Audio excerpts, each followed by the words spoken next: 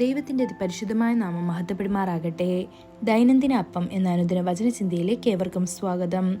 ഇന്ന് കർത്താവിൻ്റെ സംരക്ഷണം എന്ന വിഷയത്തെ ആസ്പദമാക്കി ചില കാര്യങ്ങളെ നമുക്ക് ചിന്തിക്കാം. അതിനാധാരമായ ഒരു വാക്യം വായിക്കാം. സങ്കീർത്തനം 91 അധ്യായം 6 വാക്യം. ഇരുട്ടിൽ സഞ്ചരിക്കുന്ന മഹാമാരിയും ഉച്ചയ്ക്ക് നശിപ്പിക്കുന്ന സംഹാരത്തെയും നിനക്ക് പേടിപ്പാനില്ല. 91 സങ്കീർത്തനം കർത്താവിൻ്റെ ദിവ്യ സംരക്ഷണത്തെ മനോഹരമായി വെളിപ്പെടുത്തുന്നു. ഓരോ വാക്യവും അവൻ്റെ അചഞ്ചലമായ സ്നേഹത്തെയും ആർദ്രമായ കരുതലിനെയും പ്രതിഫലിപ്പിക്കുന്നു. അവൻ തൻ്റെ മക്കളെ സംരക്ഷിക്കാൻ ചിറകുകൾ എങ്ങനെ വിടർത്തുന്നുവെന്ന് കാണിക്കുന്നു. ഈ സങ്കീർത്തനത്തിലെ 5ഉം 6ഉം വാക്യങ്ങൾ രാത്രിയിലും പകലും അപകടങ്ങളെ എടുത്തു കാണിക്കുന്നു. രാത്രി ഭീകരതകളും മഹാമാരികളും കൊണ്ടുവരുന്നു. അതേസമയം പകൽ പറക്കുന്ന അമ്പുകളും ഉച്ചയ്ക്ക് നാശവും കൊണ്ട് നിറഞ്ഞിരിക്കുന്നു. എന്നിരുന്നാലും നാം ഭയപ്പെടേണ്ടതില്ല. കാരണം കർത്താവ് രണ്ടിലും വാഴുന്നു.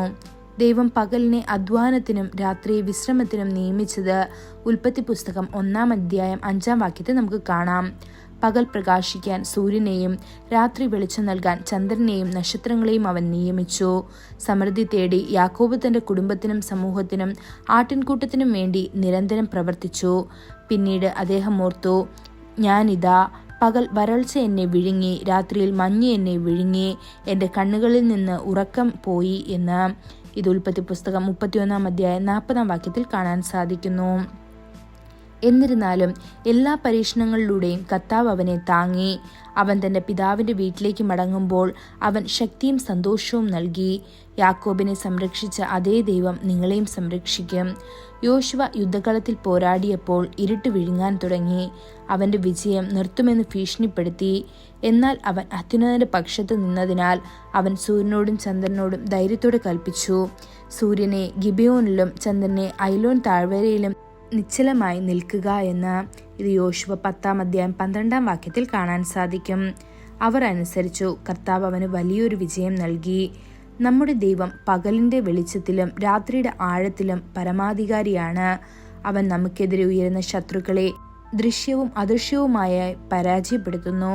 എന്നിരുന്നാലും അവൻ നമ്മോട് ഒരു കാര്യം ആവശ്യപ്പെടുന്നു, രാവും പകലും അവൻ്റെ നിയമത്തെക്കുറിച്ച് ധ്യാനിക്കാൻ.